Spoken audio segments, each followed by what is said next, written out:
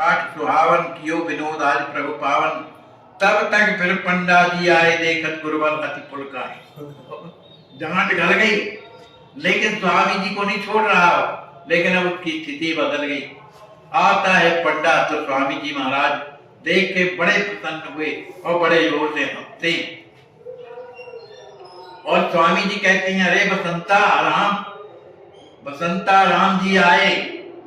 पंडा बसंता सब कोई कहता, राम नहीं कहता था कोई। तो बसंता पंडित बोला कि स्वामी जी ने आपने कृपा कर दिया मेरे नाम पर। सब कोई है बसंता ऐसा कहता था। अब तो आपने बसंता राम कह करके मेरे नाम को भी सार्थक कर दिया है ना। आप नाम के साथ में दिया राम को जोड़, बसंता पर कहता था सब कोई, अब राम जी का नाम जोड़ दिया। जीवन में आया प्रभु कैसा अद्भुत मोड़। मेरे जीवन का तो बिल्कुल मोड़ ही बदल गया, क्या मुझे कुछ अच्छा नहीं लगता। बार बार प्रभु के चरणों में वंदना करता है और हाथ जोड़ करके विनती करता है, कहता है प्रभु मैं परम विख्यात पंडा था, आज तक कोई मेरे सामने कुछ भी नहीं कर सकता था, है ना। जो भी मुझे देख लेता था पहचान जाता था, लेकिन आज जो है मेरा हृदय चोरी हो गया, आपके चरणों में लग गया। अब तो मुझे कुछ अच्छा ही नहीं लगता है, न मुझे अड्डागिरी न पंडागिरी कुछ भी अच्छी नहीं लगती। अब तो कृपा करिए कि अब हमारे भवन को पधारा जाए, दर्शन दिया जाए। जिस तरह से केवट को राम जी ने पवित्र किया, इसी तरह आपने भी मुझे पवित्र कर दिया। श्री स्वामी जी ने कहा भाई अब यहीं तो आप ही के यहाँ रुके, अब घर ले जाके क्या करोगे, आप ही का तो है, जहां ठहराया तो ठहर गए। तो स्वामी जी को कुछ विशेष बोला नहीं, वो घर जाता है, अपने लड़का पोता लड़की बहू और अपनी पत्नी को सबको लेकर के दर्शन कराने के लिए आता है। इधर जब सभी कोई आए पंडा के घर के परिवार के, उनको बैठा करके स्वामी जी ने बैद्यनाथ धाम की महिमा सुनाई। कहा एक बार रावण यहाँ तपस्या किया था और भगवान शंकर प्रसन्न हो गए, तो रावण ने ये कहा कि अब हम आपको अपनी लंका ले जाना चाहिए। लेकिन भगवान शंकर जाना नहीं चाहते थे, लेकिन अब चूंकि तपस्या की है इसलिए शंकर जी बात थे, तो उन्होंने कहा भाई ठीक है हम चल तो रहे, लेकिन याद रखो जहां हमें तुम रख दोगे पृथ्वी में, फिर वहां से हम नहीं जाएंगे। इस तरह से शंकर भगवान ने, ये स्वामी जी कथा सुना रहे वहां पर, तो जिस समय वो रावण लेकर के चला, अब शंकर जी को तो जाना नहीं है, करें क्या। उन्होंने ऐसा कुछ किया कि उसके माने पेट में एकदम जल ही जल बड़बड़ाने लगा। उसको ये लगा कि लघु शंका बड़े जोर से लगी। अब वो चलते चलते, अब लघु शंका के कारण तो उसे बिल्कुल अच्छा नहीं लग रहा था। अब सोचा कि अगर जमीन में रखता हूं तो भोलेनाथ कहे थे कि उससे फिर आगे हम जाएंगे, तब क्या करें, ऐसा सोच ही रहा था। तभी तक एक बालक आ गया वहां पर। बालक को देख करके रावण कहता है भैया थोड़ी ये भगवान का विग्रह पकड़ो, शंकर भगवान का, और मैं जब तक लवशंका कर दूं। वो तो इतने के लिए तो आए थे, उन्होंने पकड़ लिया, कहा भाई लेकिन जल्दी आना। और रावण लवशंका के लिए जैसे ही बैठा उसकी लघु शंका बंद ना हो। अब वो बालक बार बार कहे भाई हमारा हाथ दर्द कर रहा है, जल्दी आओ भाई, नहीं हम रखे देते हैं। अब वो ऐसे ही कह देता, ब्राह्मण था, कान में जनेऊ लगाया था, सब नियम जानता था, भले रावण था। अब वो उसका लवशंका बंद नहीं हो रही, बड़ी देर तक कहा तो भैया अब आओ चाहे न आओ, अब हमसे ये नहीं संभलती, और उठा के वहीं दर, और जैसे ही वहां रखा उसकी लवशंका बंद। अब लौट करके जब आया तब शंकर जी के विग्रह को जब उठाने लगा तब उठता ही नहीं उधर से, तो वहीं पर बैद्यनाथ धाम बन गया। इस तरह की कथा स्वामी जी ने सुनाई। फिर इसके बाद हावड़ा सरकार पहुंचते हैं, कलकत्ता पहुंचते हैं। वहां पर कलकत्ता में श्री एक देवी का मंदिर है। स्वामी जी कहते हैं ये किशोरी जी हैं, है ना, कौन, काली देवी है ना कलकत्ता में, ये किशोरी जी है। लेकिन करें क्या, दुष्टों को दंड देने के लिए इन्होंने जो रूप रखा वो बड़ा भयानक लगता है। तो लगता है लली हमें दर्शन नहीं देंगी, क्योंकि ये रूप जानती है कि मैं अच्छा नहीं लगता। लेकिन स्वामी जी के इस भाव को देख करके वो दोनों कहने लगे, सरकार इतने दूर यात्रा में आए हैं और यहाँ कलकत्ता में आकर कर काली जी का दर्शन ना किया तो क्या मतलब। स्वामी जी बोले, भाई अगर ऐसी बात है तो रिक्शा ले आओ, जाओ रिक्शा ले आओ, और रिक्शा ला करके पहले धर्मशाला देख लो। रुकना तो पड़ेगा ना भाई, अभी तो स्टेशन में है तो रुकना तो पड़ेगा। तो धर्मशाला में रुके और फिर 2 रिक्शा ले आए। तो धर्मशाला में रुक गए और 2 रिक्शा ले आए। लेकिन रिक्शा के जो चालक थे इतने दुबले पतले थे, दोनों के दोनों। उन्हें देख करके स्वामी जी कहते हैं, भैया हम आप रिक्शा में बैठेंगे, इनके क्या होगा। आदमी जा रहा है, हाँ, घोड़ा भी था, आदमी था, इसमें ऐसे ही लगा। तो अब इनका क्या होगा। अरे ऊपर बैठ कहीं नहीं जाना, इनको कीजिए तुरंत पे आना, इनको यहां से जाने दो भाई, ये क्या करेंगे, ले जा सकते हैं। तब श्री हरगोविंद दास जी कहते हैं, सरकार अब जो हमारा मनोरथ है वो पूर्ण नहीं होगा। आपका मनोरथ जो है वो सही है, आप जैसा चाहते हैं दूसरे का होता है, तो हमके इनका दर्शन का लाभ होगा ही नहीं। लोक लाख परलोक बनावे, श्रीपद रेणु महानिधि पावे। माने आपके चरणों की जो इच्छा है तो होता है। इस तरह से वो रिक्शा वालों को कुछ द्रव्य देने लगे कि भाई हमने तुम्हें बुलाया है, नुकसान हुआ, लेकिन उन लोगों ने दिया नहीं। स्वामी जी के चरणों में प्रणाम किया और वहां से चले गए। अब जो स्वामी जी चाहते वही वहां पर देवी का दर्शन नहीं हुआ। इसके बाद चालक युगल दंडवत कीने, परिश्रमक द्रव्य नहीं लीने, मन ही नहीं लिया। फिर इसके बाद कहते हैं, स्वामी जी इधर आए, आपका दर्शन हो गया, अब दर्शन के लाभ से बढ़कर के और क्या हो सकता है। उनके उन सुंदर भावों को देख करके स्वामी जी बड़े प्रसन्न होते हैं और स्वामी जी के चरणों में माथा नवा करके चले जाते हैं। फिर इसके बाद स्वामी जी पुण्यमती जाह्नवी जो गंगा जी हैं उनका पूजन करते हैं और वहां से फिर कहाँ जाते हैं, खड़गपुर।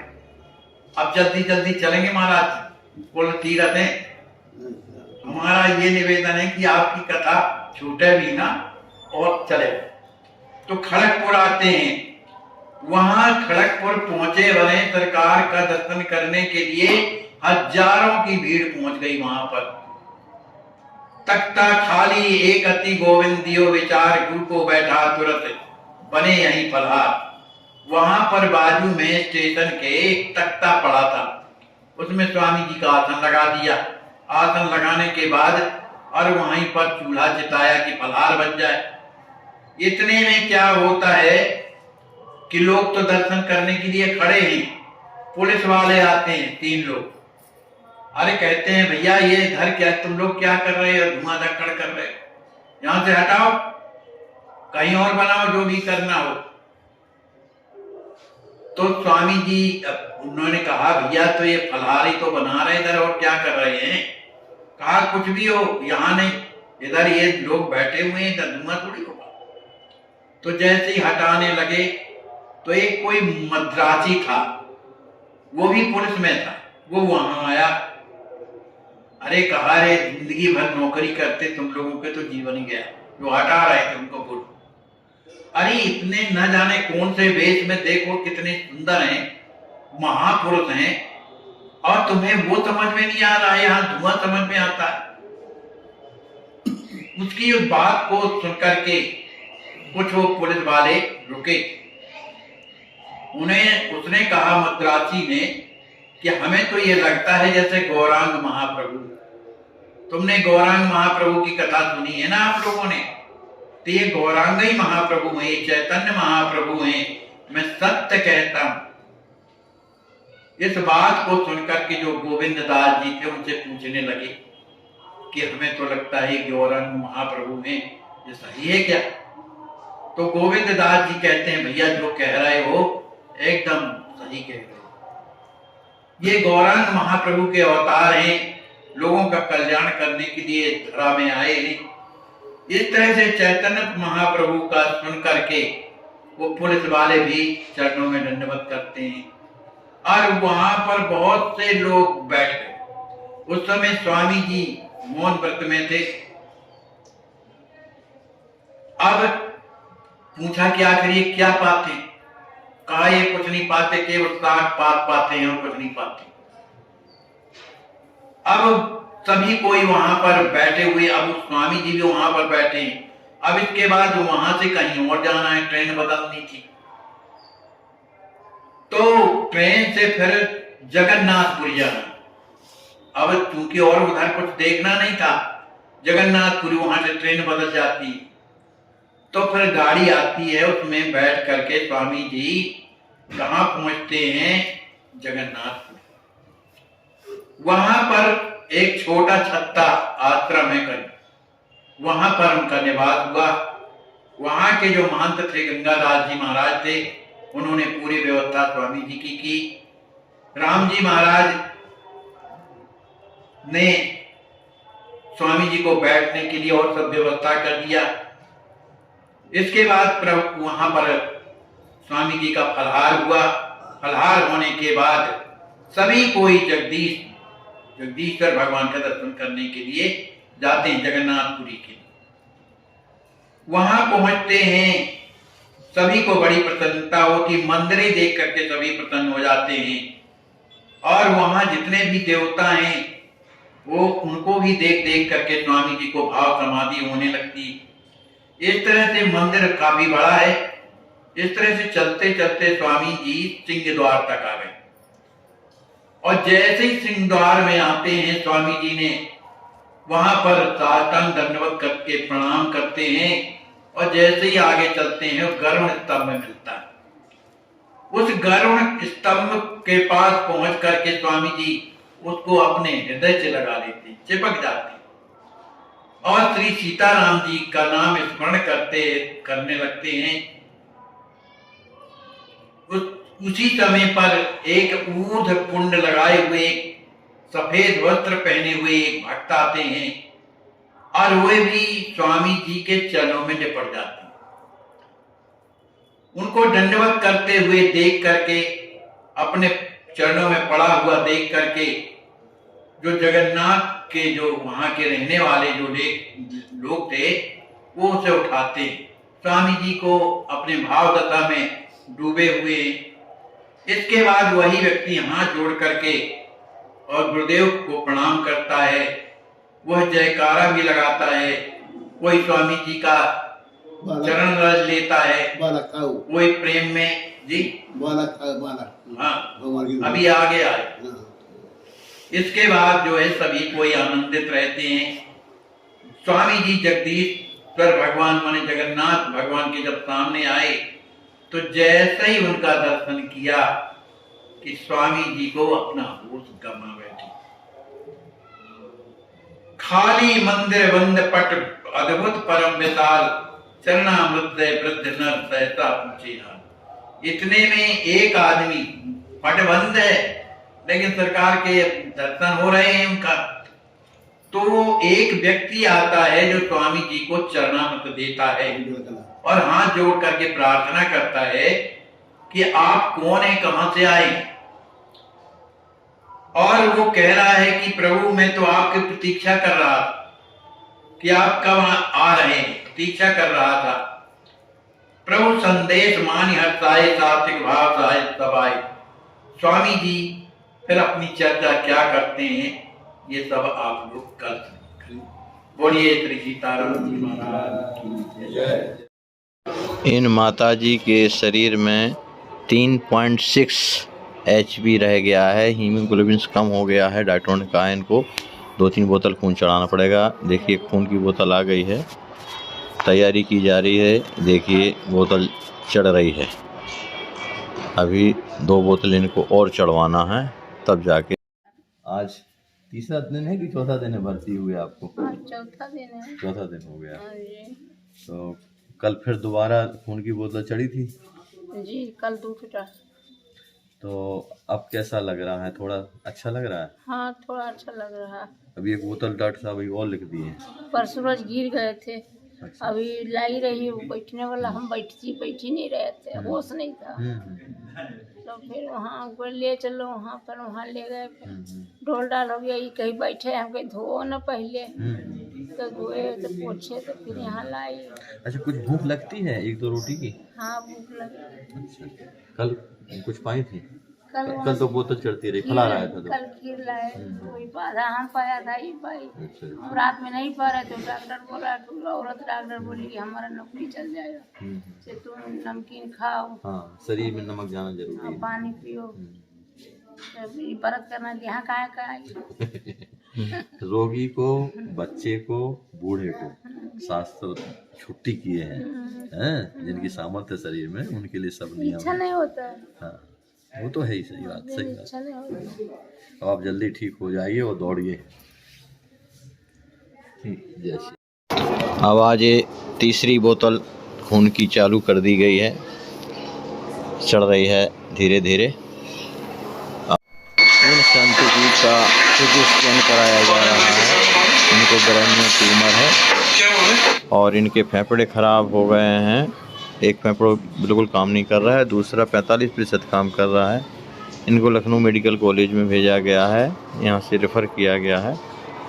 बहुत परेशानी है महात्मा जी को, बिना ऑक्सीजन के नहीं चल सकते हैं।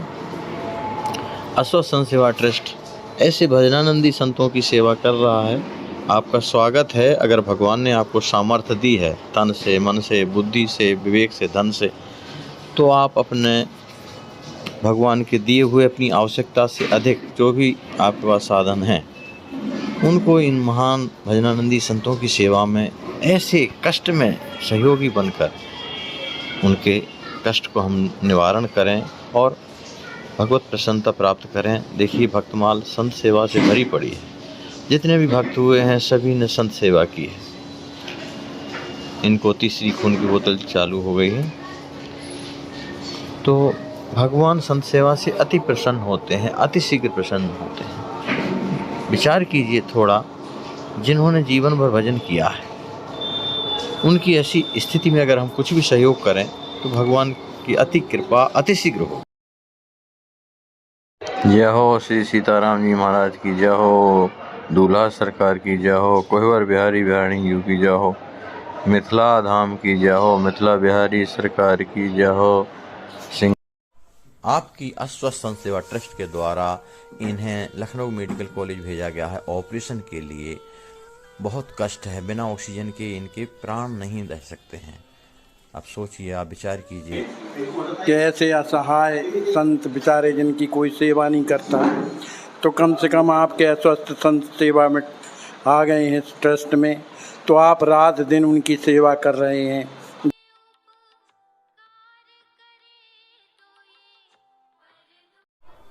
हाँ, इनको कितना कष्ट है। आज बाबा, हॉस्पिटल में आपको ये लकवा मारा है, कितने दिन पहले मारा है? अपने को स्वयं इस जगह पर रखकर देखें, जब पैसा भी पास में ना हो और कोई अपना सहयोग करने वाला भी ना हो तो क्या होगा।